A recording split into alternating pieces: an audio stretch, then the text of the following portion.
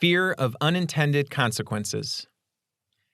One last fear I want to share is that I'm afraid of the possible negative, unintended consequences that could come from young people using the information in this book improperly.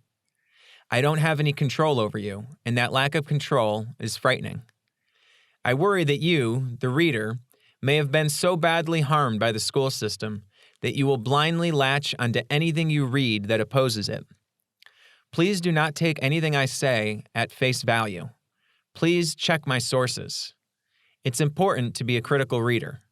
When I include references to published studies and journal articles to support my arguments, read those with a critical mind as well. Even if you agree with me, try to challenge what I say and come up with counterarguments. Unfortunately, this medium of writing is not a conversation.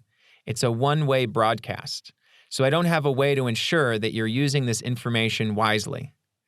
That's a risk I take, but I trust you to do thorough research before making any drastic decisions regarding your life and education. I think the consequences of young people's decisions are often overstated, and that the benefit of practicing the skill of decision-making is more valuable, and one which young people don't get an opportunity to practice. At the same time, I think it's also important to not let doing too much research delay taking action. There is a balance. I often feel like I want more information before making a decision, which delays my decision-making. It's important to acknowledge that inaction is also a decision. For example, if this book suggests that you should quit school, don't jump into that decision lightly. At the same time, don't spend so much time doing research that years of your life are wasted away with indecision. You could always quit school and go back if things don't work out. Don't let yourself or others trap you in all or none thinking. Again, this isn't quite facing my fear of unintended consequences. To do that, I once again turned to my peers and mentors to discuss this issue.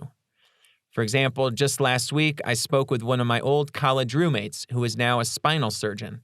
He shared with me about the high stakes of his job, knowing that at some point in his career, he will certainly fail and be sued for malpractice. No matter how great a job he will do and how many lives he will save, there will ultimately be some people who he works on who feel they were harmed. It is an uncomfortable reality one must accept in order to do great work.